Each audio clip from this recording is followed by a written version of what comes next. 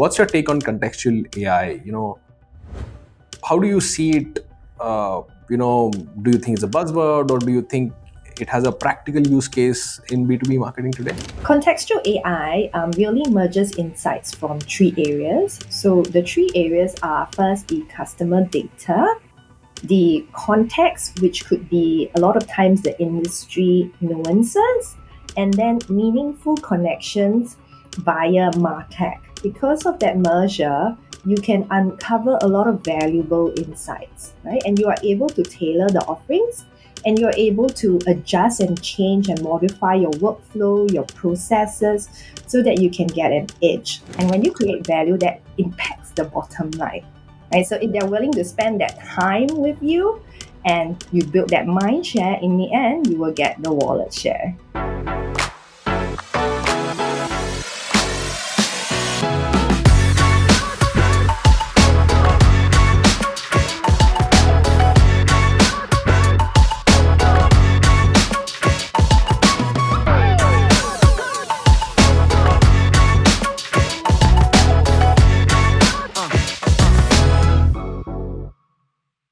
Today on Marketing Growth Fuel, we're joined by Sharon Tan, Head of Marketing APJ and MEA for Financial Services at Oracle, and a seasoned leader with over 17 years of B2B marketing experience across fintech, banking, and compliance. At Oracle, she drives marketing strategy and demand generation at scale, while also co-chairing the Singapore chapter of the fintech marketing community and mentoring the next wave of marketing leaders. With expertise spanning AI-powered buyer engagement, digital transformation, and trust building in high-stakes industries, Sharon shares how marketers can move beyond buzzwords to credibility, alignment, and long-term impact. Let's dive in. Welcome back to Marketing Growth Fuel, the podcast where we go beyond funnels and frameworks to uncover the people and purpose behind great marketing. Welcome to the show, Sharon. Thank you so much, Vikram. So glad to be on today's show. So, Sharon, let's start with the big one. In industries like finance and fintech, credibility isn't just a nice to have. It's everything. One wrong move and the trust collapses. So, I'm curious where credibility can make or break a brand.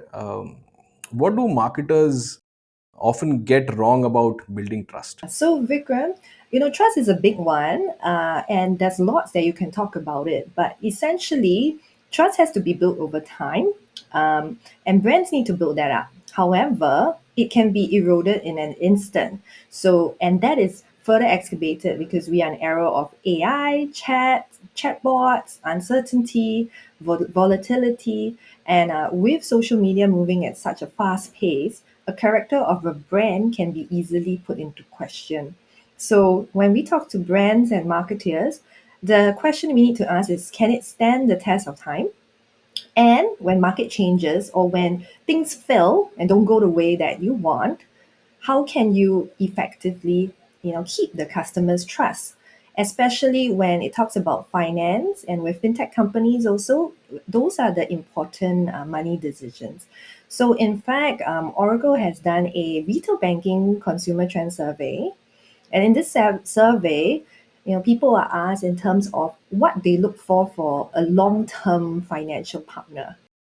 And the top reason that they choose a partner is really trust. And trust is more than competitive rates, convenience, or even the overall UX or user experience. And as an example, a lot of people, the primary source of financial information, in fact, nowadays, two things. Okay, first is social media and using Gen AI to do kind of like all that research. So people are really looking for external validation. So what people say about your brand really counts.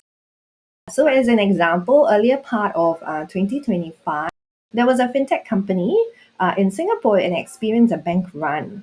So this was actually triggered by the fin influencers who made a decision to withdraw a lot of funds, And then the videos went viral and their loss caused a lot of anxiety. So consumers were like anxious, oh no, what's happening? And there were huge withdrawals, within a couple of days in a short amount of time of up to 500 million.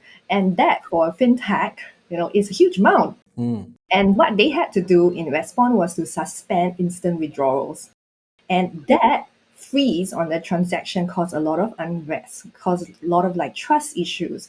There was a lot of suspicion, miscommunication that happened. It was really because they were focused on a promotion strategy.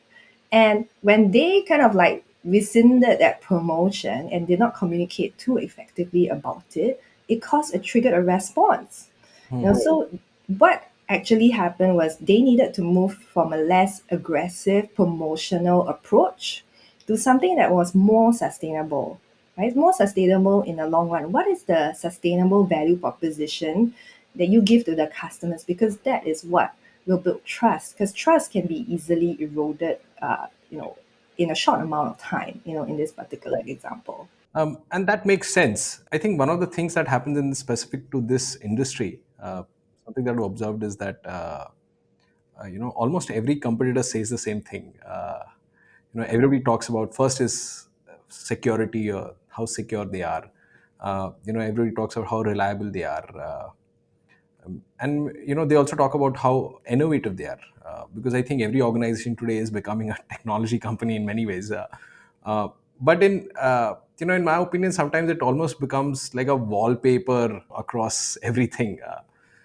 So how do you deal with this, when every competitor is trying to say that they are secure, they are reliable, uh, and the messaging needs to stay authentic and differentiated? How do you do that? Yeah. So I think marketing needs to really cut through the noise when they are able to address a specific customer pain point. Right. So we talked about sustainable value proposition.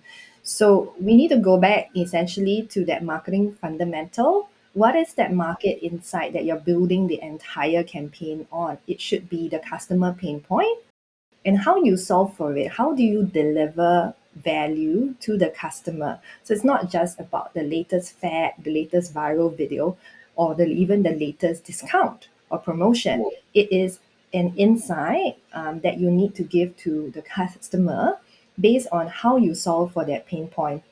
So going back to the example I gave in the finance and fintech industry, what are customers looking at, right? In order to build that differentiation and build the trust, if you look at finance, retail consumers, they are looking for a partner who can help them make relevant money choices, right? So if they have a big life event like buying a new home, going into retirement, they want to make sure that they rely on the right, banking or fintech partner to work together. And they want good advice. They want personalized advice. They want to know how they can reach their savings investment goals.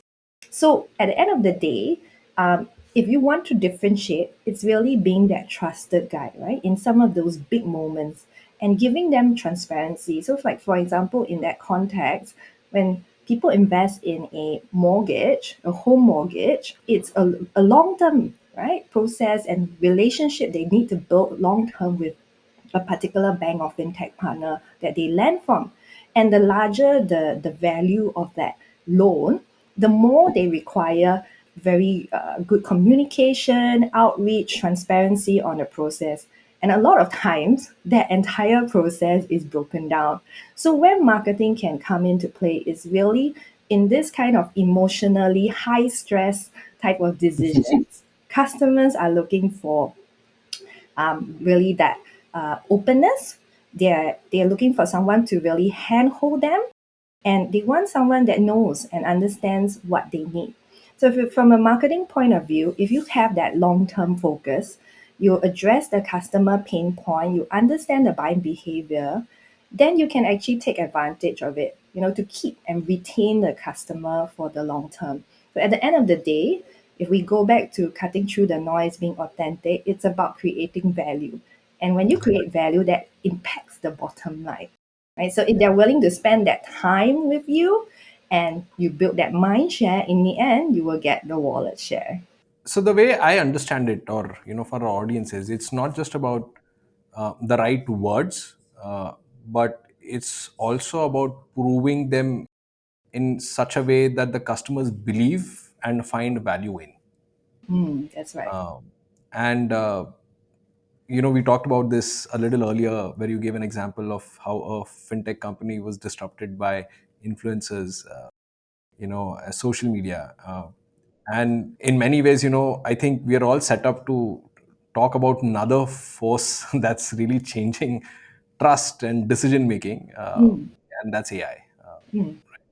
Uh, AI has in many ways moved from hype to reality, um, especially in the APAC market, where I believe the buying behaviors shift inherently fast.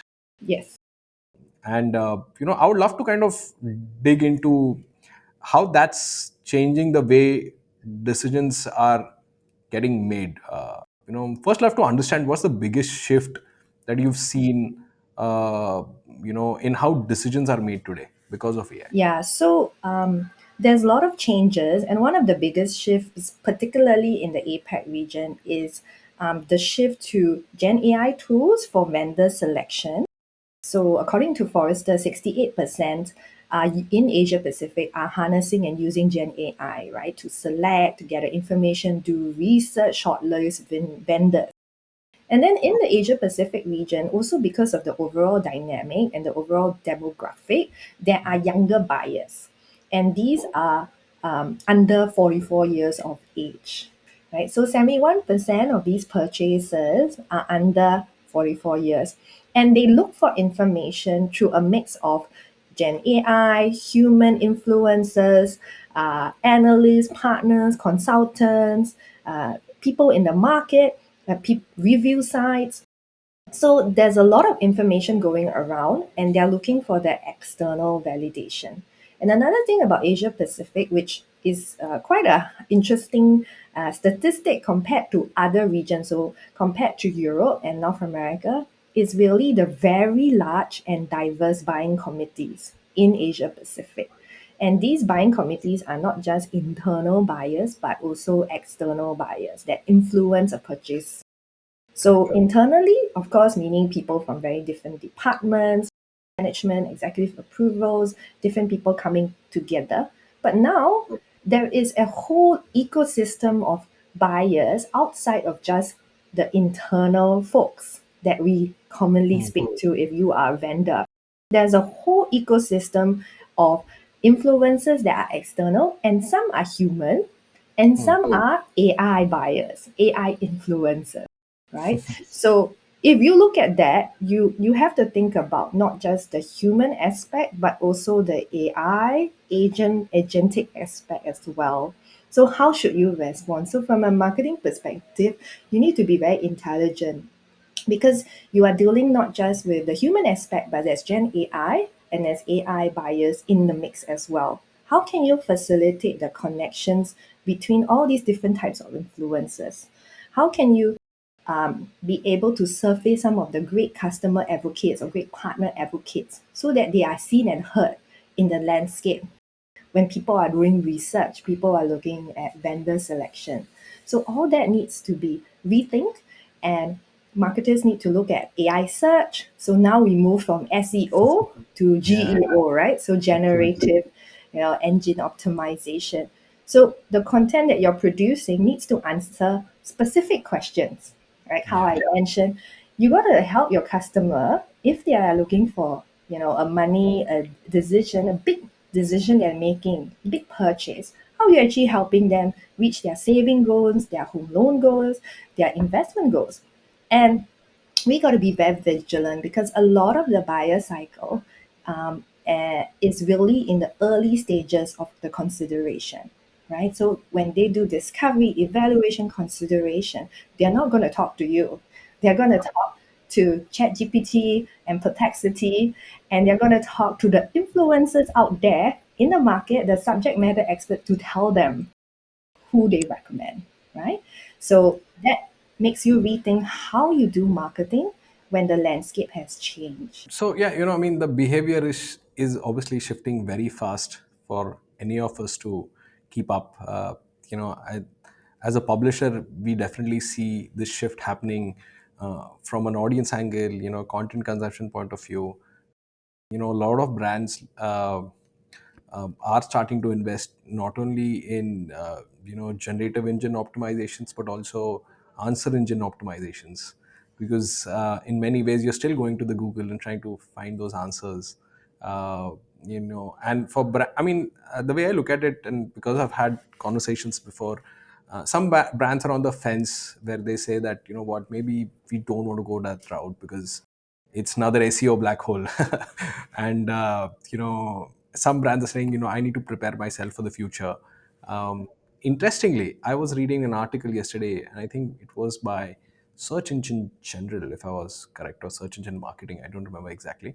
But it pointed out that, the engagement rates on Google searches and ChatGPT searches are within each other's reach by a margin of, I think, 5%, which kind of really validates the point that you made about, how buyers are shifting from traditional ways of buying to, what's happening out there in the market.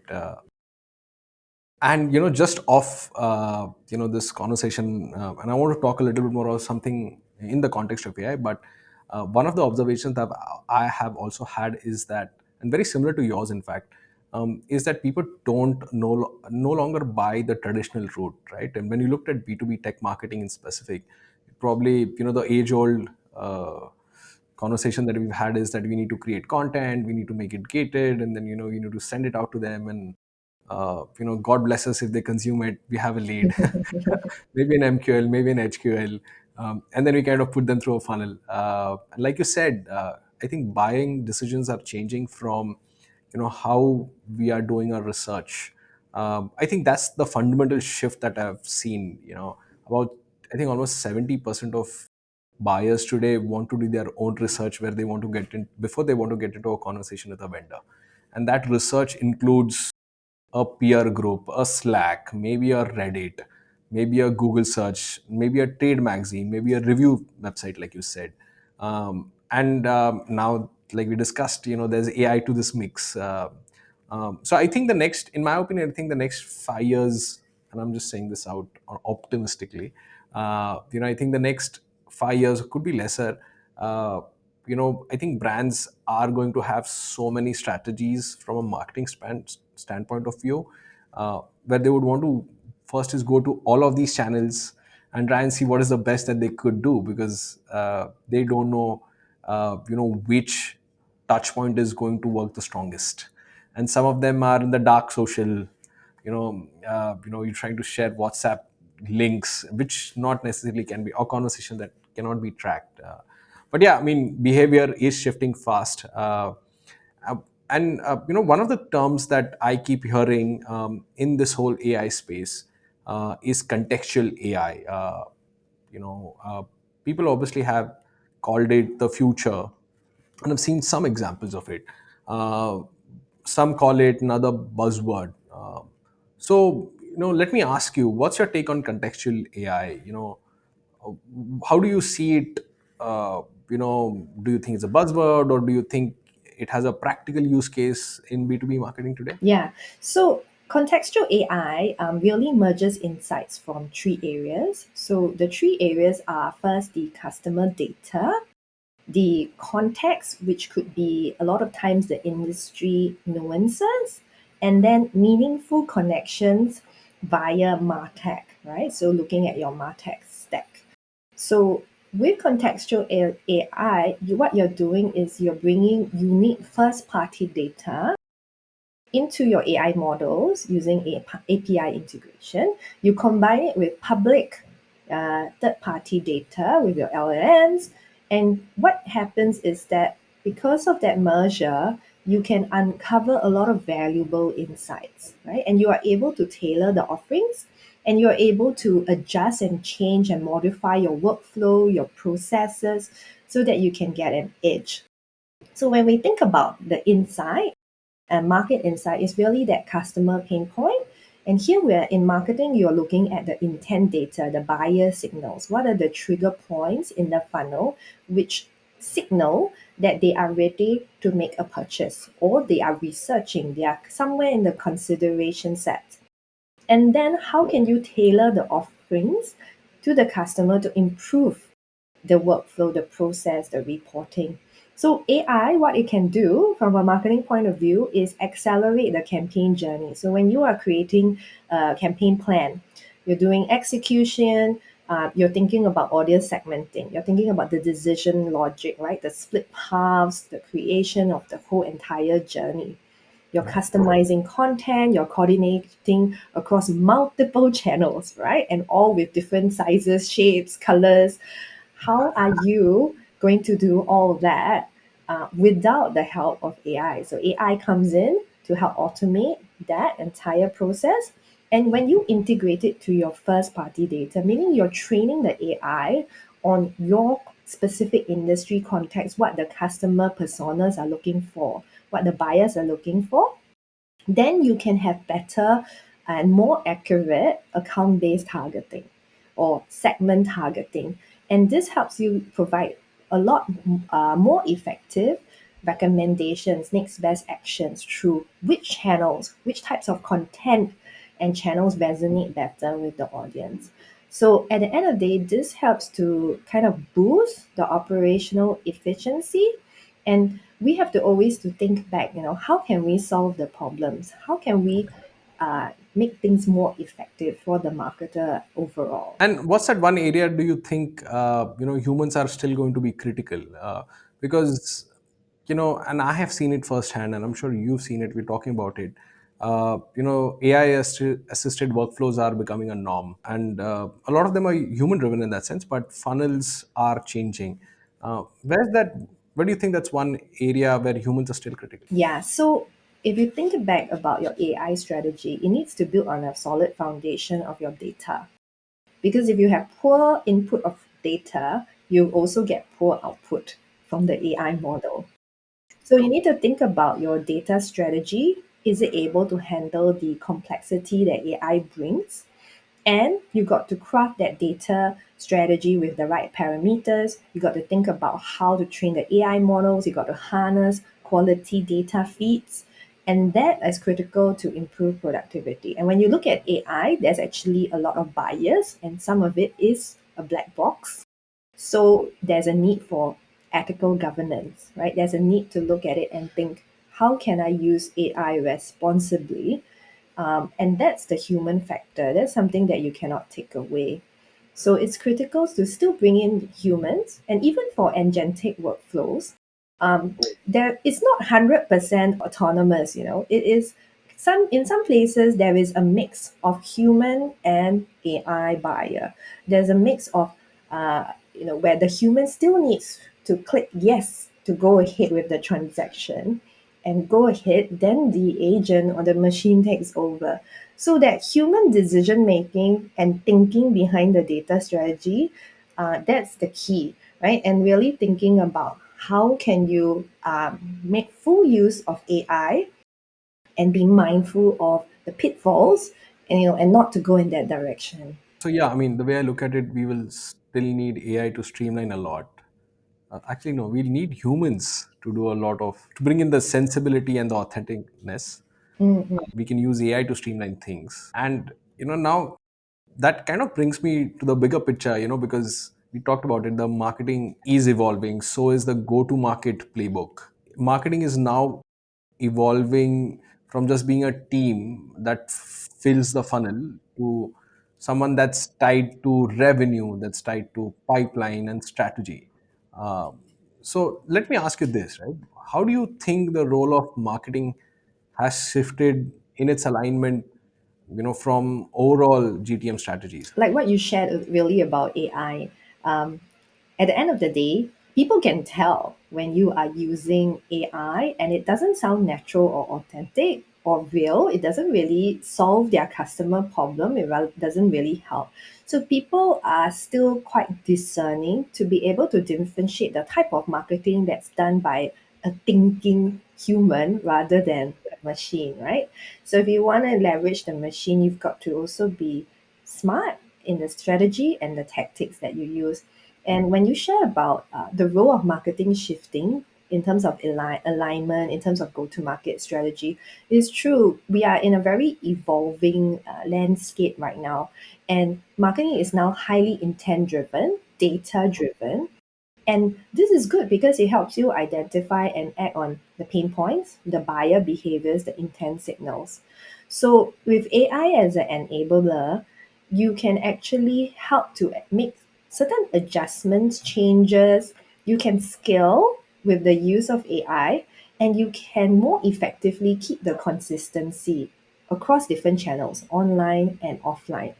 So it is critical that the customer experience is holistic and consistent across all. People look for consistency from the brand because that reflects on the trust and reflects on the character, of where the brand is coming from.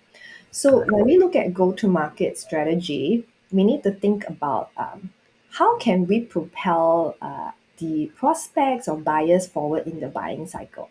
Right? We talked Hmm. about how they are all in the awareness, consideration. They're not talking to you. They're talking to everyone else, human in AI, except you. How do you Right. build that trust? How do you accelerate the sales process when you demonstrate value? It is a tough question, but I think marketing can take a very proactive approach. And because you are proactive to, for example, layer in the digital sales layer and a traditional sales strategy together, for example, you can actually propel the customer, the B2B customer, further down in the lead funnel as opposed to what was possible previously. So go to market at strategy at the end of the day is about business outcome. And internally, we do spend quite a lot of time really prioritizing and showcasing the value that marketing brings to the overall business, whether it is awareness or demand gen. Right. So marketing does have a challenge, but I think if we are able to use some of the tools, automation tools, AI tools, more effectively, I think we should be able, to come out at a better place. And are there, any specific signals you think we can look at to say that marketing is truly influencing our pipeline? It's just not filling the top. From a B2B perspective, what I do is really put together a awareness and demand gen scorecard, which benchmarks the kind of goals and progress that we want. So in terms of showcasing the impact on the business, we look at KPIs and metrics that help in terms of demand gen. So what's the net new generated, the new customer logos that are coming in? What are the customer stories? What is the pipeline generated, from each activity? But also at the same time, we do attribution, right? And this attribution using the MarTech and the dashboard is really to attribute marketing's value across the entire life cycle of the customer. So it's not just, for example, with a finance customer at that point of purchase where they sign up and say, hey, I'm going to loan X amount of money from you, the bank or the lender, and I'm going to, use that money for buying a house or retirement. It is tracking their entire progress from initially when they are searching for information to make a buying decision. They're looking at who can help advise me best, and provide me information on how I can budget better, how I can reach my financial goals better. So the entire attribution is across each different touch points along the way, all the way until the final deal and where they sign on the dotted line and say, hey, yeah, I'm going to purchase from XYZ vendor, and it is a closed deal. So it is tracking holistically across the entire life cycle and attributing it across the entire customer journey. Got it. And looking ahead, what are some of the responsibilities or skills you think marketing and marketers need to take on, while they are aligning to the whole GTM strategies? Yeah, so with something interesting, with the whole move to agentic AI, it might come to a point where marketing needs to train agents for marketing procurement, right, and vendor selection. So it would mean that you train your agent with your first party data. They have the context, they have the reasoning, they have the action plan, and they are able to help you to procure, to onboard suppliers, and then all the way until execution and post purchase management. So that is a vision of the future. Whether it will happen or have certain parts of it really automated by the machine, I think it will come quite soon. And then the human decision factor also comes in. Now, I was having an interesting conversation, I think almost a month, 2 month back, with David, who's the VP of GoTo. He's the VP of product for GoTo meetings. And we had the same, on similar lines. We were discussing that if we lived in a world where, agents are going to buy and agents are going to sell, what's the role of, people who are developing the products and people who are buying or selling those products? And I think that perfectly is being answered by you today, which essentially points out to the fact that we are going to be people who are going to train, these models to kind of answer the questions that probably buyers are looking for. Yeah, I mean, I think we are in an evolving world, and we will see a lot of the things come true much sooner than later.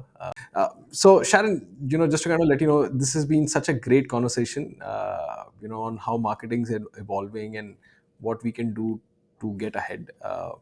Before we wrap up this conversation, we have this fun this or that marketing mashup game for you. If you're ready, I'm happy to go at it. It'd be quick questions where you have to answer without thinking twice. Let me know. Okay. All right. All set. All right, great. Leads or pipeline? Pipeline. Global consistency or regional nuances? Regional nuances. AI driven campaigns or human crafted narratives? AI driven. Inbound or outbound? Can I say both? You have to choose one. Um, Inbound before outbound. Customer advocacy or influencer advocacy? Influencer. Demand gen or brand building? Demand gen. Short term ROI or long term trust? Long term trust. Digital first or hybrid experiences? Hybrid. Case studies or thought leadership? Case study. Creative brainstorms or data deep dives? Creative brainstorms. Just a couple of more. Paid search or organic SEO? Or maybe organic AE also now. Yeah. But Organic AEO. yeah. Okay. Big launches or always on marketing? Always on. Great. And we do this with a lot of our guests. We throw at them this wildcard question. If your brand voice had to be represented by a fictional character, someone that actually gets your tone and values, who would it be and why? Yeah, I would say Wonder Woman. Nice. She has to come to terms with her identity, right? And also save the world, and then she unveils like superpower, which are the Right. three A's, right? AI, automation, API first. And then she faces the challenge, right? And prevents the world from total destruction. Fantastic, fantastic. Usually when I get this question asked, I tend to say, Scooby Doo, because we're always on adventures. This one being one of them, where we're talking to people like you. But yeah, this has been such a thoughtful conversation, Sharon. We've talked about trust, we've talked about AI, we've really talked about how the future of go-to market and the alignment that will go with it. Thanks once again for joining us today and sharing your insights. And to our listeners, if you enjoyed this episode, make sure you subscribe to Marketing Growth Fuel by TechDogs for more conversations on where marketing is headed. So until next time, thank you so much once again. Thank you so much, Vikram. Thanks for tuning in. If you enjoyed this episode, subscribe on YouTube, Instagram, or your favorite podcast app. Catch past episodes and more at techdogs.com. See you next time.